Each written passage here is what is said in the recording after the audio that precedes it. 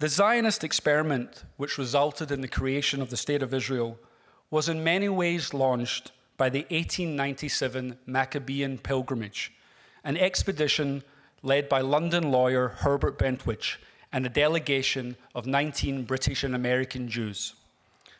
Against all odds, the nation that these men and women helped assemble stands today. Bentwich's great-grandson, Ari Shavit, believes the survival of Israel is not a foregone conclusion. He is a leading journalist and columnist for Haaretz and the author of the superb new book on his homeland called My Promised Land, The Triumph and Tragedy of Israel. As a 47-year-old Jew, I can certainly state that this is the best book that I have ever read in my lifetime about Israel and Zionism. Appearing in conversation with Ari Shavit is David Remnick, editor-in-chief of The New Yorker since 1998, and Pulitzer Prize-winning author of 6 books, most recently, The Bridge, The Life and Rise of Barack Obama. Please join me in welcoming Ari and David to the JCCSF.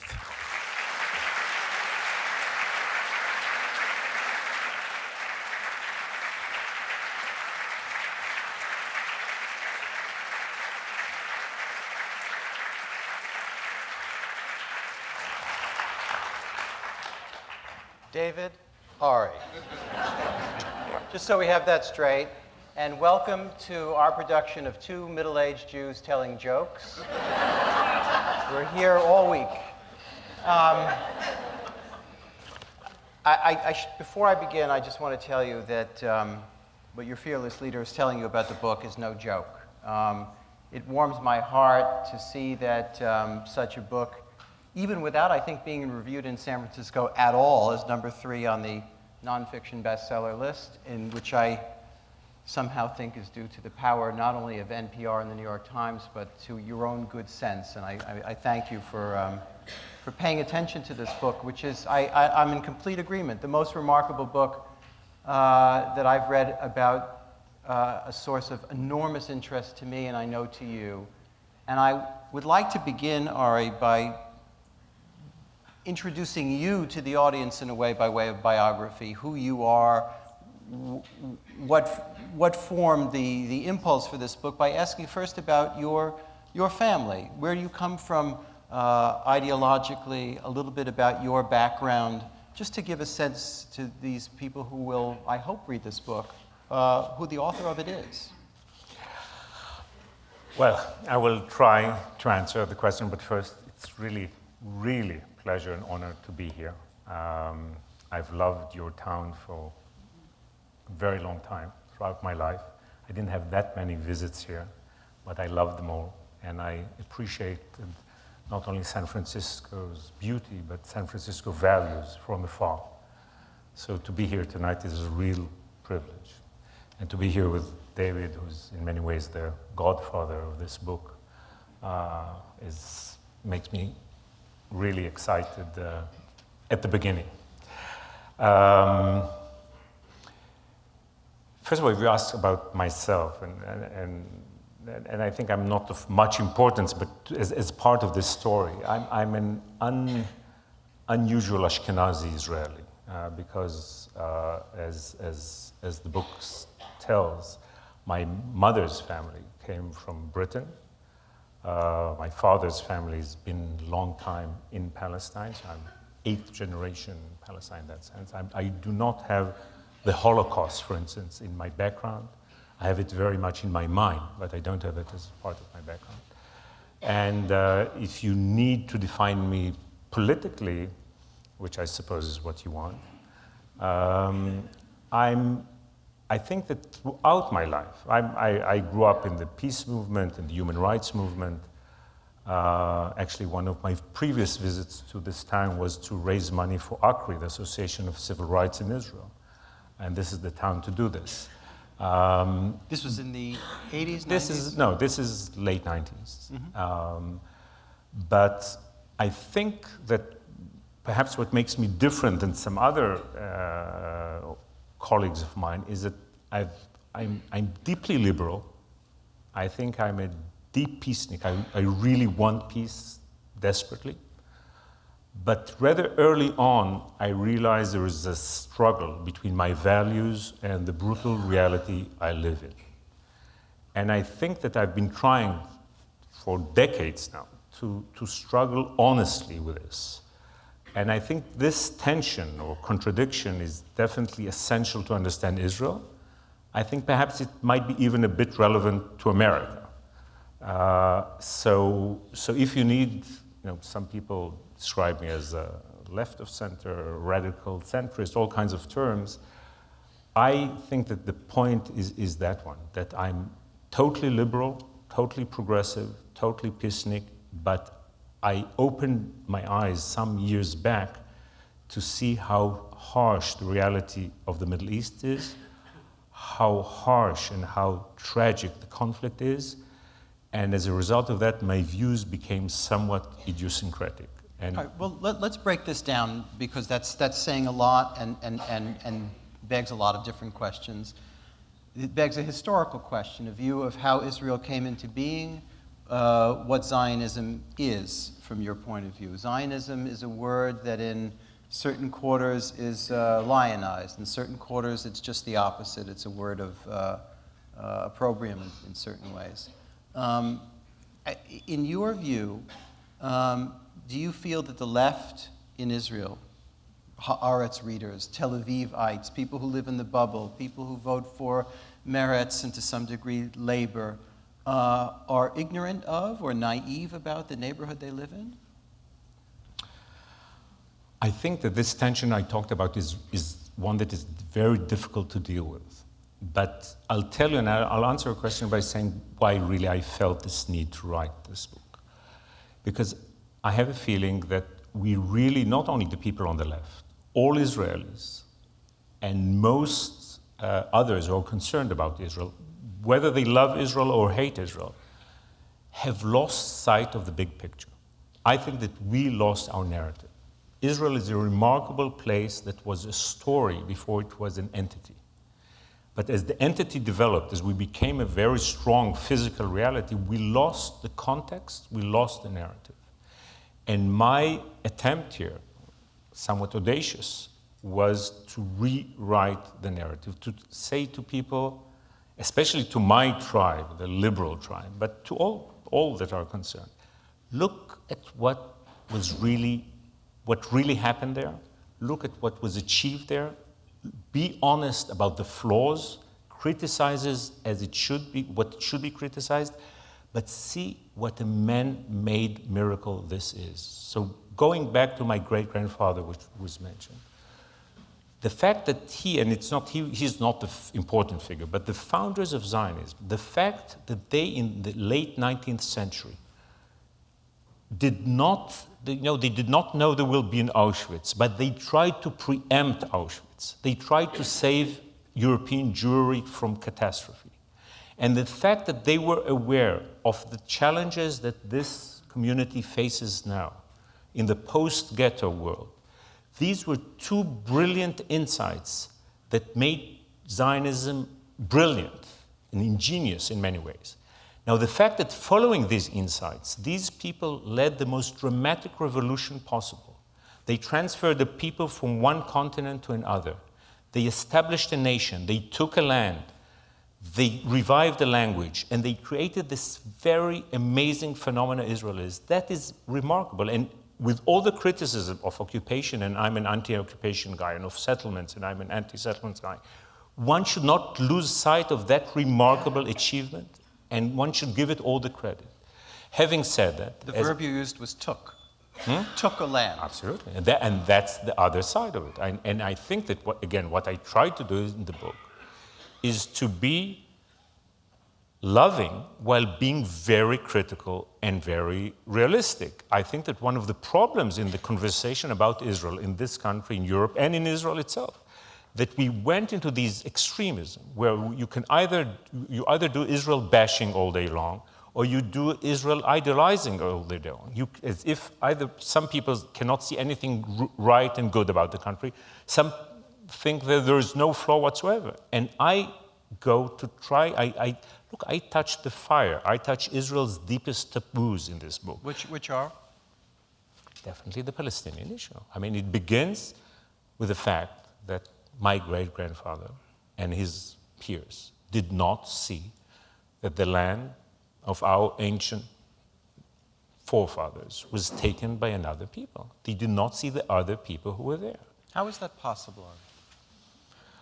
Look, I try to explain it in the book, and I say that, again, to be fair to them, you have to understand that, contrary to some of the fashionable thinking, there was no Palestinian people there. There was not only that there was no Palestinian nation, the Palestinians defined themselves as a nation, as a people, decades later, and partly but you're not saying that Palestinian people weren't there. You're saying that Palestinian of course. Palestinian nationalism is a result of Zionism. Had you asked the Palestinian whom my great-grandfather did not see, what is he would have told you, I'm an Arab. The word Palestinian did not exist. So in this sense, there was no political, there were beginnings, but there was no political, the Palestinian national movement evolved decades later. So they did not conquer a nation that was politically defined. The Middle East was in political chaos or kind of undefined state. And so that explains part of the blindness. But beyond that, I think that what I try to claim in the book, that when I try to understand what happened, is that the need to go there, because the Jewish people needed Palestine at the time, needed to build that homeland so much, they were so desperate to create it, and the need was a justified one, they did not see the other. As a result of that, you see these two pillars of Israel. That's the triumph and the tragedy. On the one hand, a remarkable, astonishing achievement. And on the other hand, an ongoing conflict that so many American presidents and Secretary of States tried to solve and resolve, and it won't be solved and resolved because it's such a deep, multi-layer conflict, probably one of the most difficult around on this globe. Do you allow yourself to use the word colonialism to describe the early experience? I have I'm angered when people describe Zionism and colonialism. But I'll begin with trying to understand it. Some of the methods used resembled the methods of other nations or other places were colonial projects like Algeria and others. But to say that these people were the ultimate victims of Europe, were imperialists and colonialists, is outrageous. It's outrageous. They were trying to save a most desperate people possible. They were not sent by an empire, and they did not go to rob or steal a land that they had no connection to. It is our ancient homeland, and the need to create Israel was a deep need. I mean, when you look at Israel, it's really against all odds. It is there, thriving, endangered, but thriving. If it was some phony colonialist endeavor, it would not have succeeded. The fact when I go, the end of the book, and I go in the footsteps of my great-grandfather, and I see many flaws, but when I see it, the amazing achievement, how different towns that were nothing became so thriving, when actually the role of saving the Jews, that did happen. When you see that, you realize that the need to have Israel was a deep need. And in my mind, it's the ultimate justification for Israel's existence. So while I'm aware of the flaws, and I'm aware of the sins, and I'm aware of the dark sides that many, usually pro-Israelis, try to hide, I'm honest about it. But I do not think that this actually means that Israel is morally flawed. On the contrary, the basis of it, Israel, I think in universal terms, no, I'm saying not only as a Jew, as an Israeli, in universal terms, the need to have Israel and the justification for Israel's existence, in my mind, is absolute. Mm-hmm. I should say that the book is structured in many ways. Thematically, it has an exquisite structure, but there's a very simple, and the simplest structures are the hardest to find, I find, as a writer and editor. But there's a series of distinct historical moments telling this story that, in fact, begin with Ari's great-grandfather and bring us to, in effect, last week. The New Yorker published an excerpt of this book, in some quarters, maybe one of the more controversial ones. I think, in a sense, it's part of the whole, about Lydda. Tell us about that. Tell us why it produced the outrage it did on the left and on the right. I thought it was mostly on the right. Well, I'll supply the left-wing critique. You just don't read the right, so you don't know. It depends what blog site you look at, what website you look at. Google gets you everywhere. That was for free, by the way. Look, this is, I think Lydda is challenging in many ways. You should probably tell the story, too. Well, the city of Lydda is a Palestinian city in mid-Israel. When your plane comes down and lands in Ben Gurion Airport, it circles over Lydda. It's right next to Tel Aviv, the very epicenter of the country, as the New Yorker defined it. And in 1948, in July of 1948, one has to remember that the War of 48, in the beginning, the Jews, the Zionists, were very weak, endangered. The Arab nations invaded, they were much more powerful, but within very few months, we became much stronger. Our army developed one of these Israeli miracles. You know, the army was built during war, and by July, we were much stronger, and the Israeli defense forces already surrounded the city of Lydda, conquered it, and drove the population away. Within the process, there was a massacre in what is described as the small mosque of Lydda. Most Zionists have a problem saying this story for exactly the reasons I described before. Because if you have humane, liberal, progressive values, this is something that is difficult to deal with. So the easy way out is to pretend it never happened. And this is basically what our mental history was about. We tried to erase that part of our history. And this is why this is so, I think this chapter is so tense, because on the one hand, first of all, I described the fact that Zionism entered this area, the Valley of Lydda, in the most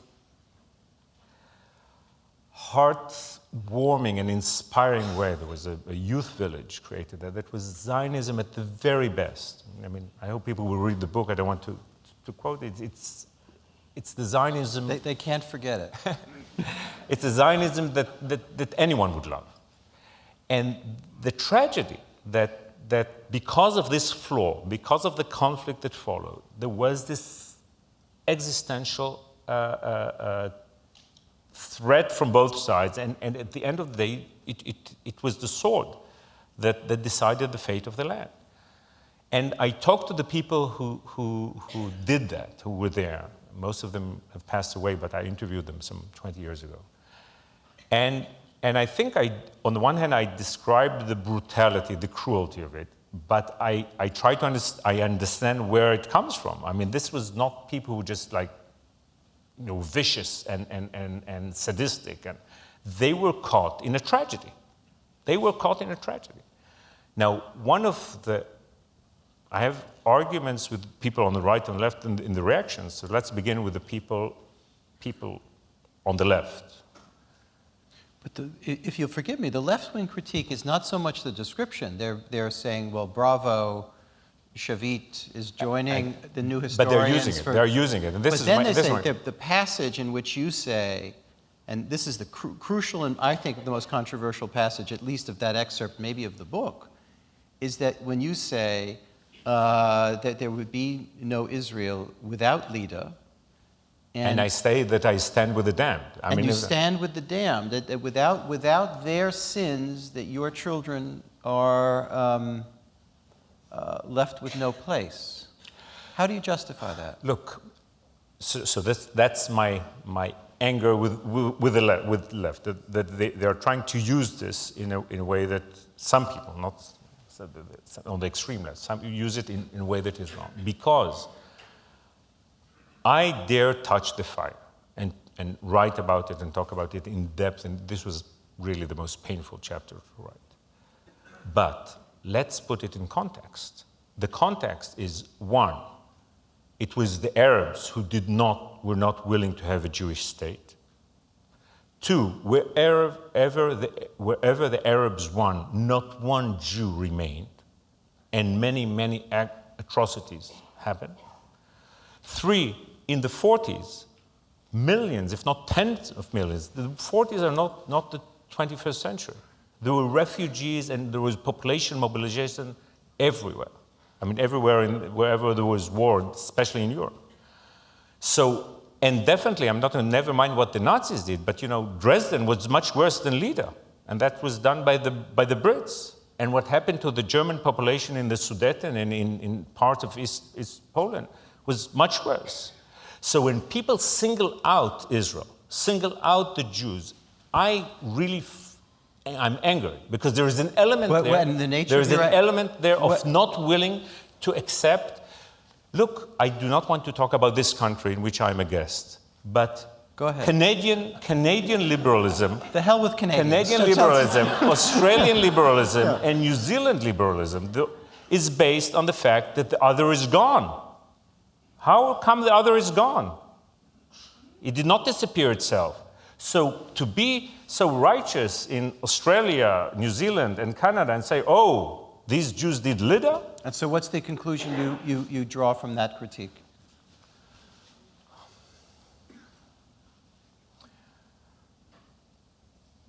I'll have to refer to the right wing as well. So to Finish leave it this. But look, I think there is, on the one hand, I think that because there was a too sweet and pretty picture, there was an Israel postcard or Zionist postcard for so many years, when people discover that it's not quite as sweet as it was presented, they have rage and understandable criticism. But isn't that the natural course of this happened in this country over a longer period of time? History textbooks about the American history have changed radically. Textbooks in Israel have changed radically, especially since the late 80s. I guess the 80s would have been the period of the new historians. Even the description of slavery has it. When is the first time we've really seen a truly violent film about American slavery? Made by a Brit this year. This year. So this is not unique to Israel. So here, let me be a good old-fashioned Jew. I think that some people, I mean, again, people should have the right to criticize Israel. People should criticize Israel when Israel does wrong. It should. But I'm aware of the fact that in some quarters, there is some of the problems that the Jewish individual, the Jewish had in the past, the Jewish collective has in the present. Some people have a difficulty in accepting the Jewish use of force when they see others using force, and that troubles me. So our role is, in my mind, is to do what I try to do in the book, to be honest, to be self-critical, to look at things as they are. But I think that one should not be naive and see the way that some others are using this. And just to say a word about the right-wing reactions, I really think what I try to do in the book is really to love Israel in a new way, which is critical, realistic, and moral as much as I can. I think this is the only way to bring Israel back from the cliché. And I'm afraid that many people on the right who are trying to preserve the cliché and trying to overprotect Israel are killing the ability of young American Jews and young Americans who are not Jews and young Europeans to relate to Israel. Because if you create something that is mythical, no one can really love it. So the real way to love Israel is to go through these difficulties, to go through the mud and the sweat and the blood and the tears. And in my mind, in this sense, I'm such a great lover of that country. At the end of the day, you would love it in an amazing way. But if you fake it, you get fake love. and fake love won't last. I think the chapter that probably exemplifies Ari Shavit's love for this country, well, it's imbued in the entire book, but there's a chapter that comes after Lydda, which is about the 50s. I wish you could describe that. That's the chapter one should not say it about chapters because like kids, you know, who's your beloved one, but that's probably my beloved chapter. So please read the entire book, but if you have only one chapter, go for that one. And it's no coincidence that it follows Lydda. I mean, first of all, that was the timeline, but it was right to put things in context after. Because the chapter about of 1957, about the 50s, I think that was probably my greatest discovery. How heroic Israel of the 50s was.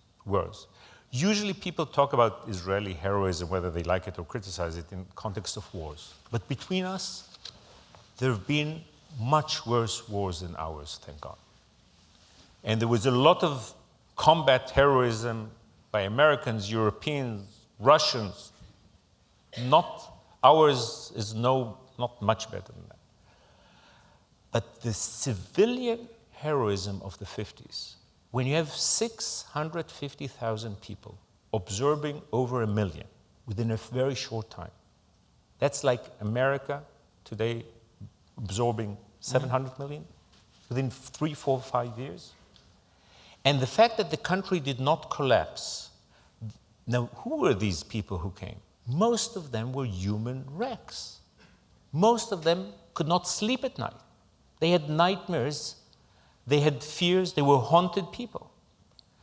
And I described the life stories of 3, 4 individuals, among them the writer Aaron Appelfeld, Professor Zev Chernow, Judge Aaron Barak. And when you see what these people have been through, where they've come to, and they arrive in Israel, and they open up to the sun, to the oranges, to the hope, to the blue skies. And I don't think that anyone with any human feelings can remain indifferent to that. This is a remarkable story of these are the ultimate victims, the ultimate refugees, the ultimate survivors who came to a country that was fragile and small, surrounded by enemies. And within a few years, they built a state. But because I deal with the larger picture and analyze it, but I concentrate at the end of this one, what I call the housing estate. And the life stories of these, I go like flat by flat, apartment by apartment. And you see every family, and the one that I think I care about most, in a sense, that although each one is impossible to grasp, is the person who was responsible for the Mengele twins in Auschwitz, because he was a bit older, and Mengele chose himself personally to take care of them. And at the end of the war, he goes around Europe and spreads the surviving twins, after all the tests went to their homes in Czechoslovakia and Hungary. And then he marries in Prague, 45, 46, and comes to Israel in 49 with his wife and a 2-year-old daughter. And he becomes an accountant in the Israel's Kamari Theater. And when you think of what this person went through, and he's the hero, much more than the pilots and the soldiers and even the pioneers. That kind of heroism, that quiet heroism of people moving forward, not going for hate, not going for suicide bombing, not trying to having revenge, violent revenge. Their revenge was to live, to move on. And in this sense, this is the remarkable side of Israel. And if there is one wish I have, is that Israel will go back to that amazing spirit of the 50s, of this kind of optimism and life-loving spirit within dramatic circumstances and after such a tragic past. I think we have it in us, but this is like the Israel that I deeply love, and I think that this is, in many ways, the real essence of Israel. I'm guessing by the room, there's no demographic survey that I've taken, but I'm guessing that certain people in this room, maybe a lot of them, have similar memories. In 1967, while this country was going through extraordinary turmoil, of any number of kinds, good, bad, and different, the war in Vietnam, sexual revolution, rise of all kinds of currents, there occurs in Israel and in the general Middle East the Six-Day War. And I would bet that there are a few people in this audience who experienced that in their youths as a kind of extraordinarily transformative awakening moment, a source of enormous pride. But hidden within it was a poison pill, which was an occupation that is now consumed 2/3 of the life, if not more, of the state of Israel. That is, as you describe in the book, has been a cancer. And by the way, not just for Israel, but for the people who are experiencing the oppression most of all. And year after year goes by, decade after decade goes by. There is no resolution to it for reasons and complicated histories that we can spend 4 nights discussing. But here we are in 2013, and the occupation is doing enormous damage to the state of Israel, to the point where the conversation about a two-state solution is darkening all the time. That American politicians with the sincerest intentions talk about the possibility of it being too late. Arguments on the left about really a binationalism or a one-state solution is the only way out. That at this point, to many people, a two-state solution is kind of a lost romanticism. It's the height of political naivete. What's your view of this? While standing on one foot. If you allow me, I just want to say something following the previous question, but I will not avoid this one. I think what is very important to remember is that what is true about that Israel of the 50s that I described is in many ways true for the Jews who lived and came to this country. And I think that the story of the 20th century was the most dramatic century in history of the Jews. The first half was the worst ever, for obvious reasons, and the second half was the best ever, because we, with that housing estate and with that spirit of the 50s, built Jewish sovereignty there, and you built this amazing American Jewish community, which is the perfect diaspora, the best diaspora ever the Jews ever had. So the life stories sometimes were actually the same. Now it's true that in Israel, the amazing thing is there was no America there. We had to create everything. So politically, it was different. But I think that we are, and this is one of the reasons that I'm happy to be in this country, to have the book published and to speak, is we have to address the fact, just as we have to rewrite our narrative, I think that you should be very, very proud of what was achieved by American Jewry in the last 50, 60 years. Jews did not only succeed as individuals here, but what you built here as a community, including this institution we sit in, as a symbol of that, is remarkable. And when we get to talk about the future, my fear or my concern is that both miracles are endangered now, in different ways. But if we want to have a Jewish future both here and there, we progressive, non-Orthodox Jews have to work together, because ultra-Orthodox Judaism will be okay, whether it is in Brooklyn or Belgium or London or wherever. It's an irony, considering how much of it was decimated in Exactly, Europe. and this is what will lead me to your question. Mm-hmm.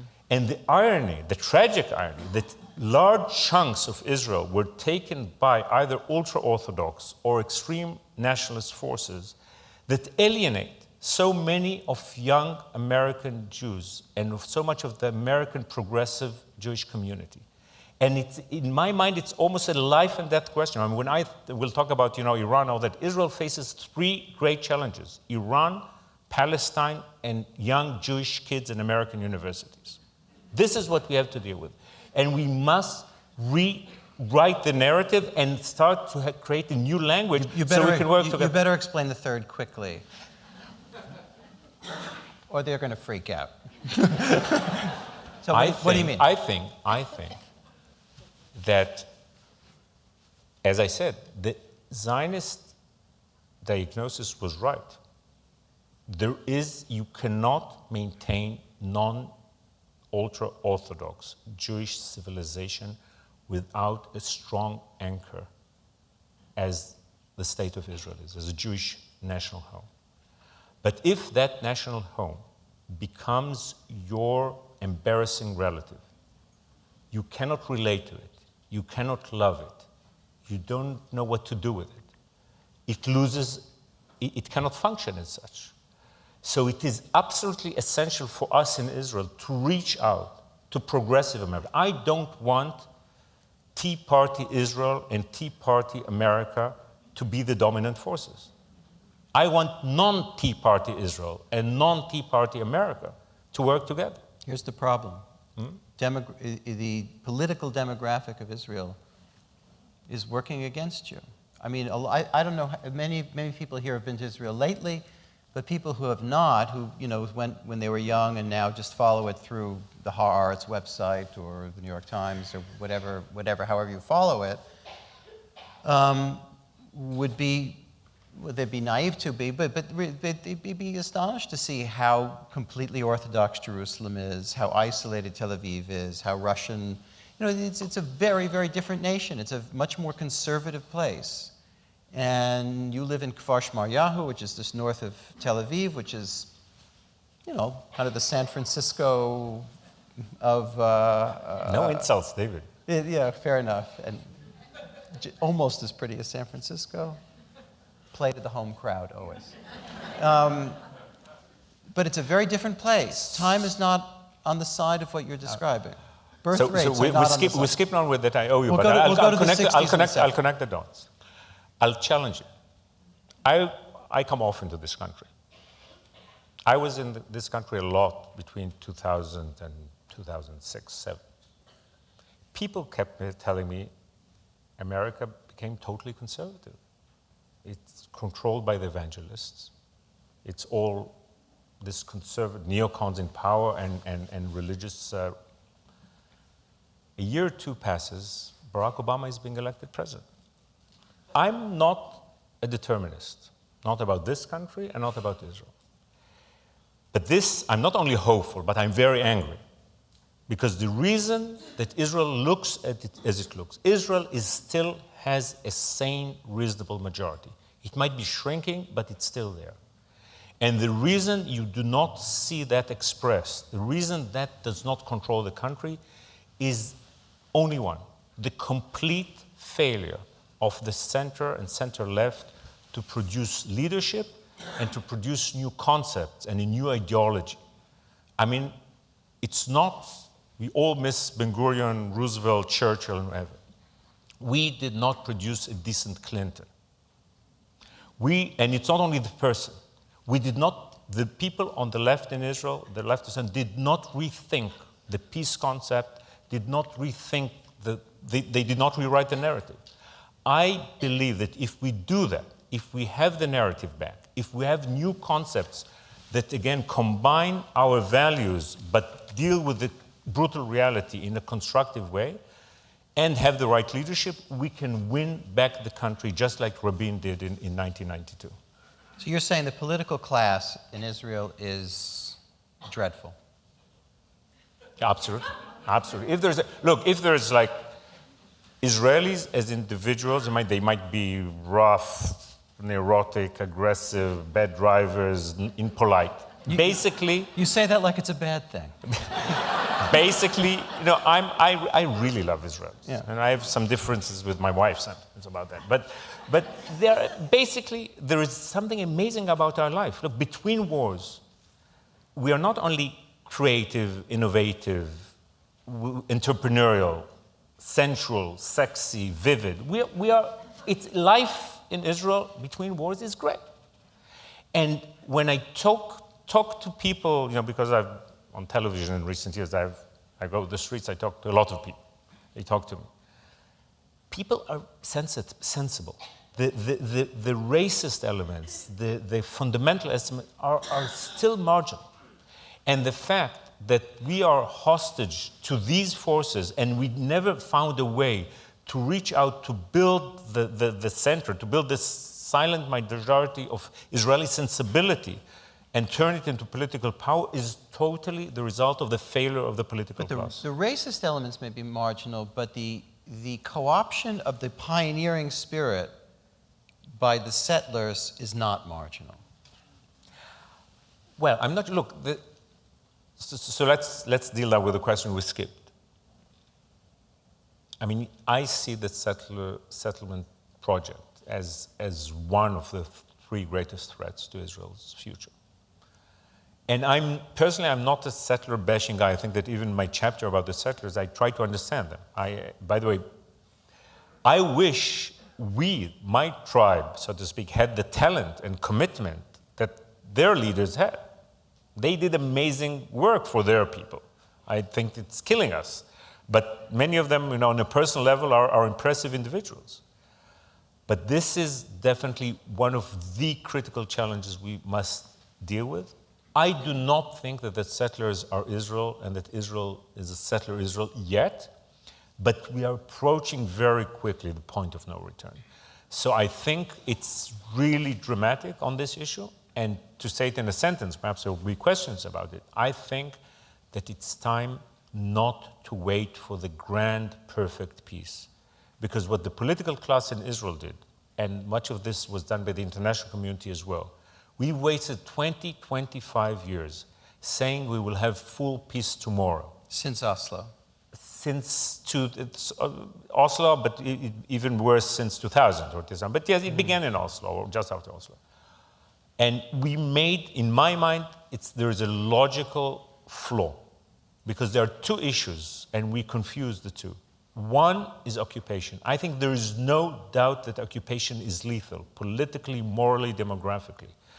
But we combine it with a promise of peace. And we kept promising peace, and peace never showed up. And not only because of the settlers, because apparently there are some problems with some of the neighbors.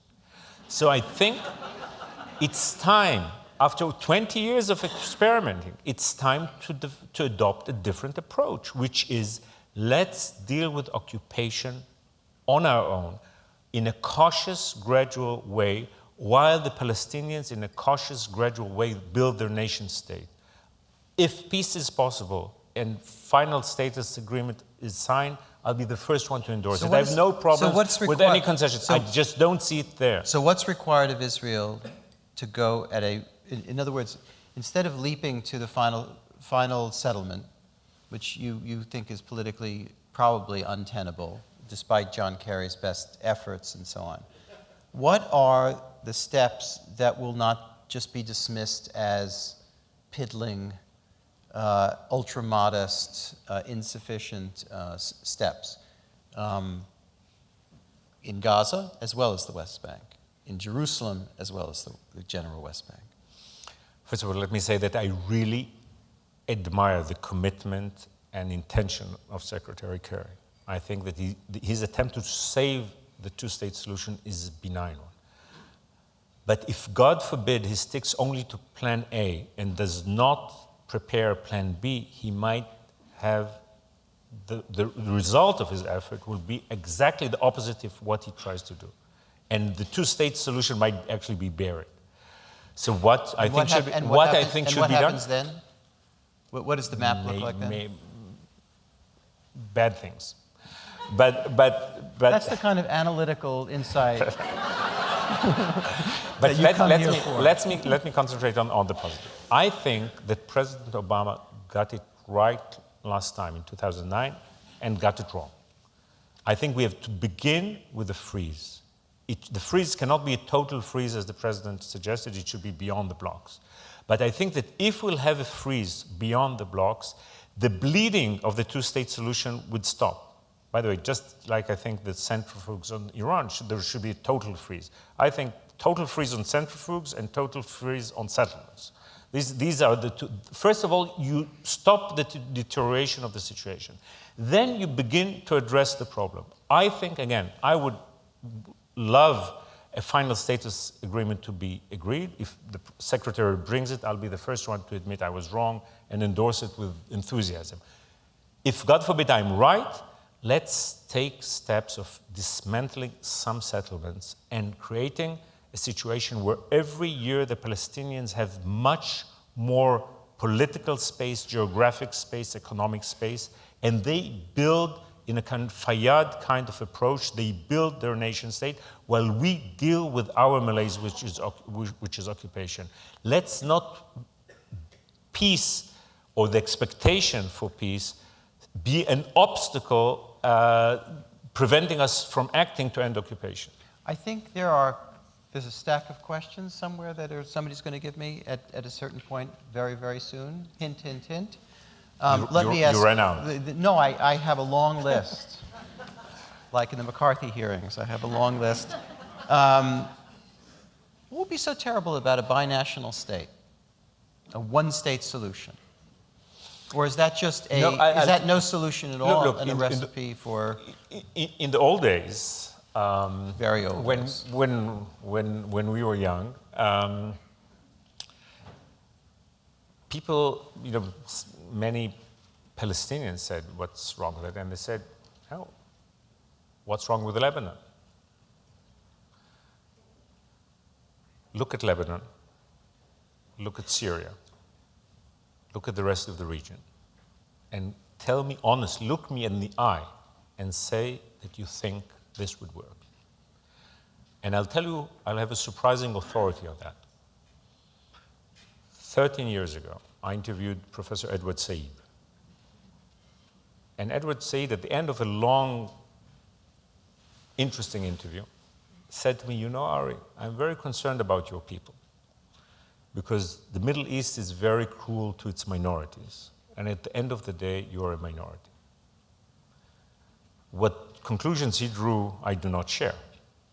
They were. This is an area, this is a region that is very intolerant to minorities, to any minority, Christian minorities, Jewish minorities, others. There is no way that a binational state will not end with real massacres, with the bloodshed, and with one people driven out of their land. So anyone talking about a binational state with some sort of calm is like anyone speaking about a nuclear Iran with some sort of calm. Mm-hmm. Mm-hmm. Both are deeply, it sounds nice, both are terribly dangerous, and anyone acknowledging the brutal reality of the Middle East cannot be sincere in supporting it. There's a question from the left, thank you, that often comes up, thank you, is about how best from here to pressure Israel to do the right thing, even in the view that you're describing.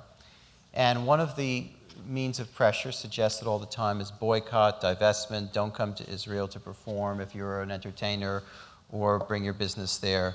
What do you think of that? Why do people of peace go into pressure? I don't believe in twisting arms this way or the other. It's politics. No, the reaction to anything like that would be to strengthen the Israeli right and to get us bogged down even more in the bad situation we are. The only way to contribute, in my mind, is to develop this realistic peace concept. I think that the main problem, the failure of the Israeli political elite, but of the international community, was that they did not represent reasonable Israelis with a reasonable, realistic peace concept. This is why we are stuck with the settlers and with the extreme right. Because as long as Israelis feel, again, middle-of-the-road Israelis, that what the world tells them, what the peace-loving people tell them, is completely detached from the reality they see all around them, They won't go for that, and they will not take any risks. The only way to solve this problem is have a realistic peace process, energize the Israeli moderates. Here's a good question from the audience. Can it still be said that the unwavering support for Israel by the United States is completely healthy for Israel, or has this unbiased support become harmful for Israel's future? Or you could challenge the suppositions here. I think that although I acknowledge the fact that there was some abuse by some people in Israel of American goodwill. I'm not dismissing that. But at the end of the day,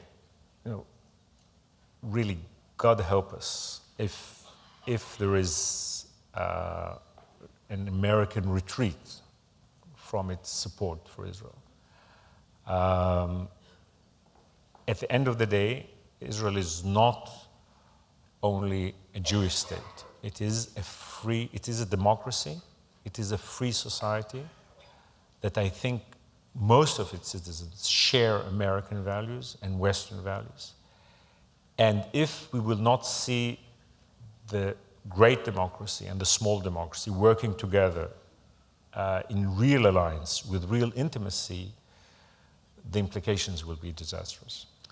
You may have noticed that 10 days ago or so, Iran signed an interim nuclear agreement with the West, in effect. And the rationale in the Obama administration is that this is not a perfect agreement, but agreements that are diplomatic are never perfect. That's why they're called negotiations. And it's a hell of a lot better than the path that we were on, which was of development and then a potential military attack, which was in effect promised by the American administration if Iran reached the point of breakout capacity or weaponization. There's a debate about that as well. You seem very skeptical about this interim agreement. Why are you skeptical? And B, what do you think could have been achieved in the real world at that negotiating table that wasn't achieved? First of all, what I would have liked is this total freeze that I'm talking about. I think this is, if sanctions are working, and if there is a genuine Iranian conversion, there is no reason for the Iranians not to agree to a total freeze. Because I'm not talking about dismantling it, but don't stop the centrifuges running. Stop the whole thing totally without any conditions, and then go into a very short, intensive, I'll put it in one sentence. While I think that on Palestine you need plan B, I think that on Iran you need plan A. You need to know where we really are. So I think the better deal would have been the freeze. But I'm not one of these people who went crazy against this deal, because I understand the rationale. And the rationale is, from the American point of view, from the administration But actually, I don't see the difference between your position and the Netanyahu position, except different. for in the nuance of rhetoric on your side as opposed to the bombast on his. First of all, rhetorics count, but there is because he sticks to all his very ambitious goals, which I would love them to be real, but his goal is that every last physics textbook in Iran be confiscated. This is not a genie that can be put back in the bomb. So that's where I was. It wouldn't be so terrible. That's where I'm heading. That's I not understand reality. the administration's rationale. America is split on this, and I understand it. I think that actually what the administration is saying, perhaps without what it's whispering, is this: there's no military option because of what you said, because the Iranians will not unknow. We cannot unknow what the Iranians know. The sanctions are actually, we don't say it aloud, but sanctions are actually slower than the centrifuges. Therefore, we are in a bad position. We are trying to cut our losses and to stop it with this shaky deal. The problem with this rationale, that it leads you to the acceptance of a nuclear Iran. And therefore, I'm not into, there is one claim that this is a historic success and the other claim that this is a historic failure. I'm for, this is an historic challenge. It's a fait accompli now. Let's stop arguing about that. But the 6 months now created are really crucial. And if you'll give me 2 minutes here, I really think that the Iran challenge is a dramatic challenge for Western civilization. It should not be an Israel issue. It should not be a Netanyahu issue. This is for the entire Western civilization, by the way, the entire humanity. I think that really the world we live in will be different world if Iran goes nuclear. Now, we made so many mistakes. We handled it, all of us, over a decade, Americans, Israelis, Europeans. The Iranians are ahead of the game. They basically won the technological game. We cannot make another mistake. We cannot give them political victory. So let's not argue about the deal that was agreed upon. Let's use these 6 months with wisdom and courage. If the Iranians are really willing to totally abandon their nuclear project, I'll be the happiest person around. But if not so, let's be courageous in looking this in the eye. And the one thing I would really object to is like a series of interim agreements. That by the end of this period of time, they say, well, okay, another one.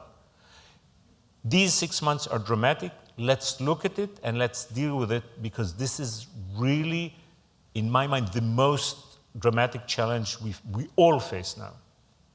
And where does the Israeli nuclear program fit into this view of what will be in the Middle East? I haven't got a clue what you were talking about. No, I forgot. That's interesting, because there's an entire chapter in your book about the nuclear program, which your father may or may not have worked on. You understand the convention that Ari is playing with here, which is that when you are reading the Israeli media about the nuclear program, you have to use the phrase, according to foreign media reports. The New Yorker says that. Yeah. Sure, blame it on me. Yeah. But that is you have a nuclear capacity, a very serious nuclear capacity. To say nothing of an alliance with the United States and Europe and the rest. Why is what George Kennan used to call containment impossible? And how in the modern world of modern science do you envision a nuclear-free Iran forever? Let's stipulate that we agree on the nature of the regime, which is actually a complex subject, but let's stipulate just for the moment that we do. How is it possible to put the genie back in the bottle to the degree to which the Israeli government insists? And why is it absolutely necessary, considering not only that, but your newfound alliances with Saudi Arabia and the Emirates and all the rest? So first of all, I'll refer shortly to what you asked in the beginning. I think that if Israel has a nuclear program and a nuclear capability, it's exact opposite of the settlement project. Because Israel is an endangered nation. It experiences many wars. And it proved to be extremely responsible in this field. While in other fields we were so reckless, in this sensitive field we were astonishingly mature. And I think that basically the world turned a blind eye to what happened in the Manovill because it acknowledged Jewish history, it acknowledges the existential threats we face, and it trusted us to be mature. And in this specific field, we were mature. And this is the reason I cannot, the fact, as I told you in some other occasion, the fact that this absurd way of talking about it is actually part of a dovish, responsible approach to say that if we have it, we will behave as if we don't have it unless there is doomsday.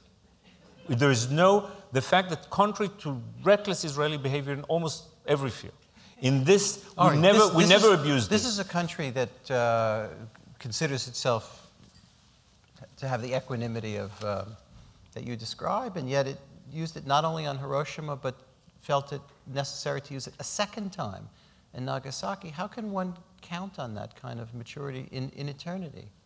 First of all, If you'll arrange a nuclear-free world, I'm all for it. Right. But I'm just saying, you ask about Israel, that's the answer about it. Now, regarding Iran, and I'll try to make it short. I'm very troubled by this.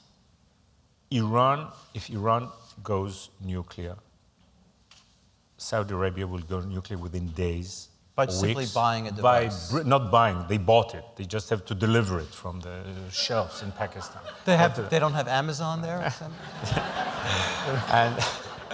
and within a very short period of time, Egypt, Turkey, Algeria, others will go nuclear. Israel will have to change its nuclear policy. You will have a multipolar nuclear system in the world's most unstable, irrational, and violent area. Now, I urge Americans to think about the fact that although we will have energy independence soon, the Middle East will still count. If the Middle East becomes hellish, everybody's life will change. So it's exactly the issue. It's the issue you said. I mean, the greatest achievement of international, the Russians contributed to it, of Western diplomacy since Nagasaki, just what you talked about, is that we, by and large, control the nuclear genie. I mean, India, we controlled it. If, God forbid, Iran goes nuclear, this is not only Iran going nuclear. This is the 21st century going nuclear. The result of Iran going nuclear will be Middle East nuclear abilities, third world nuclear abilities. You will not be able to stop it. So this is really dramatic. And when I see our failure over the last decade, again, by everybody, in addressing this, we wasted so much energy on Iraq and Afghanistan and we on all kinds of, when we should have dealt with this in a very assertive diplomatic way years back, and we should still do it now when it's the very last moment. If we don't do it, perhaps we will not feel the consequences in 2 or 3 years' time, but within a decade or two, our lives will change, and the time to deal with it is now. Ari, it's not lost on anybody here that the region is, you say that it'll be a nightmare in the future. It's a nightmare now. There's a war just over the Golan Heights that's now killed 120,000 people and millions of refugees. Polio has started in the streets of Damascus. Children are dying of hunger. The possible outcome of that is a fracturing of Syria. One even hears of a fracturing of Saudi Arabia. One hears even a possibility of all the arrangements made by polite Frenchmen and Englishmen, Sykes and Picot, collapsing entirely, which leads to the side question, ever so cynical, would Uganda have been such a bad idea? But okay, well, let's leave that to the side for a second. What does this rapid, it's not Arab Spring, it's something far more complex and with far darker hues in many corners than that. What does this mean for the region, and what does it mean for Israel? So first of all, it goes right back to where we started our conversation. Look, the traditional Palestinian and anti-Zionist criticism of Zionism was that this is an artificial movement, colonialist, that is creating this artificial entity. Now, what do you see now? As I said, the reality on the ground shows that there was a need to have Israel, that Israel is not artificial. It was created artificially, but the need to have it was so much there. And yet what you see that right now, what does prove to be artificial is the Arab nation state. When you look around the Middle East, there are no Iraqis anymore. They're just Sunnis, Shiites, and Kurds. There are no Syrians anymore. You see what they're doing to each other. There are no Lebanese anymore. There are no Libyans anymore. The only real country with a deep identity... Libya, Benghazi and Tripoli are split, totally split. This is the result. And the only country that has a deep identity that is maintained is Egypt, that is different than all the others. So you see that the Arab nation state was, as you said, it was created by colonialist power, and it was kept by tyranny. And when tyranny weakened, the whole thing implodes, and you have like clay throughout the region. But while this is very disturbing, and I really hope that the Arabs will find a way of finding benign, modern nationalism and a way to run their affairs, there is actually great potential there. And this is where I look for creative leadership and statesmanship in the international community. Because right now, as you rightly said, the Sunnis and the Jews were never so close. And the irony, look, I was in, we were in this television studio a few weeks ago, Charlie Rose, and you remember there was a Saudi guest and his entourage. They were all over me as if I was their best friend. They wanted my signed book. Now, 2 years ago, they would not have shaken my hand. It's because they wanted to sell it on eBay.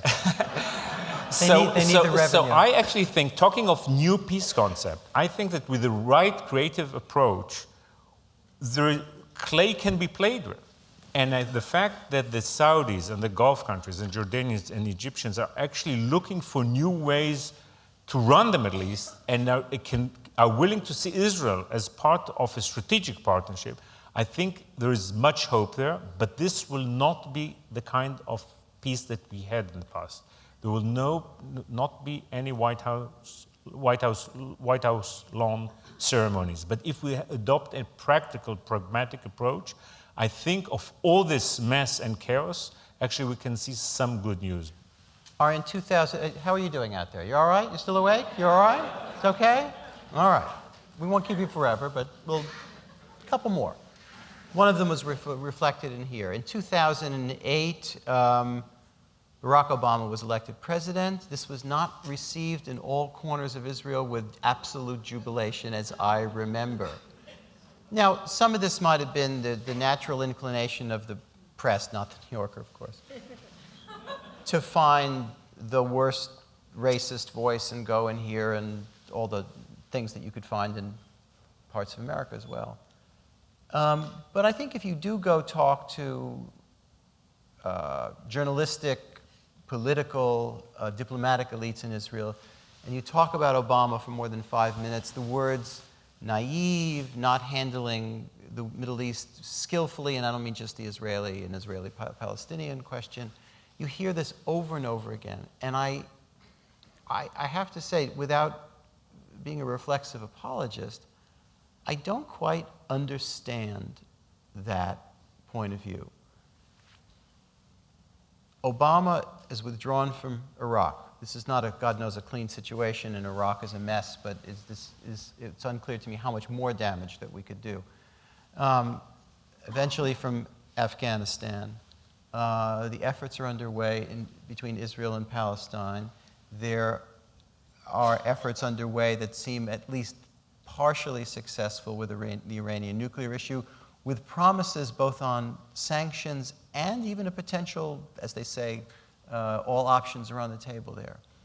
I don't see why, in general, the political class is so dismissive to this day, left, right, and center of Obama. I'll say two things, first of all. One, I think that President Obama is much more popular in Israel than he is in Saudi Arabia. That's great. That's great. Two, I think that in large quarters of Israeli media and political class, President Obama is much more popular than Benjamin Netanyahu. So it's not that. I mean, there were few dark moments. I think. But that's at Haaretz and maybe not. No. I think if you check and so I think that there's much more Netanyahu bashing than Obama bashing in large parts of the Israeli media and public opinion and the political class. So let's relax first of all. I mean, Israelis are critical, suspicious, neurotic. Generally, they don't like leaders. They don't like power. We are anarchists. So we love Bill Clinton and we love King Hussein. These were our heroes. Which was because of Clinton? Yeah. his emotional ability. I mean, he hugged us. I mean, Israelis are so cynical and sophisticated. Give them a hug and they are yours.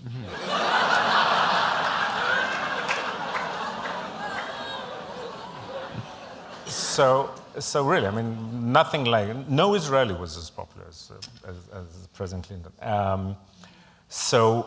But now seriously, I mean, there was a dark moment. The dark moment was after the Cairo speech. I mean, there were like real fears in the summer of 2009 when I think really the president was deeply unpopular. We came a long way since. I think the picture is much more nuanced. And yet... Was the Cairo speech a mistake? I would have changed a few sentences. And they are?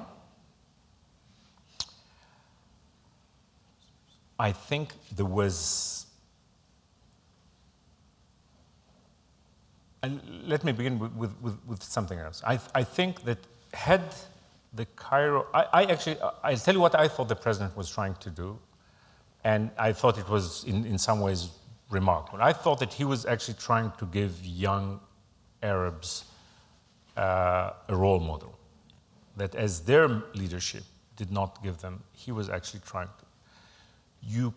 And there was something inspiring in that.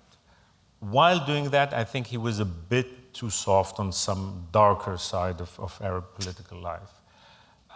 But I think the problem was, I mean, in some ways he inspired the Arab Spring, and he had probably an indirect effect of that. But the Middle East takes maintenance.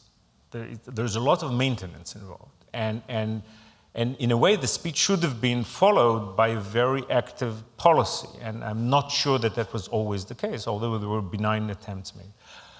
But let me touch the sensitive issue. I think that the problematic relationship between the president and the prime minister saddens me deeply. Because at the end of the day, I think that the two great challenges, dealing with Iran and dealing with occupation, are up to these two gentlemen. And the fact that there is so much bitterness and so much lack of trust is regrettable. And I think it's true that Netanyahu is a conservative, Republican-like Israeli, and President Obama is a liberal progressive from Chicago. I think middle ground could have been found, and I think there is a lot of the tension, the poison in the relationship, could have been taken out, and I deeply regret it. Ari, I want to thank you and tell you that Ari's going to sign books afterwards, which is a very, very broad hint in the retail business, but much more profoundly than you can meet Ari afterwards, get your book signed, but I really want to urge you to read this book, read it thoroughly, read it carefully. In my view, it's the most nuanced book, the most beautiful book in its way, about Israel by an Israeli since Amos Alon's book, The Israelis, which was published just after the Six-Day War. Quite a prophetic book, which deserves going back to as well. Ari Shavit, my good friend, thank you very much. Thank you.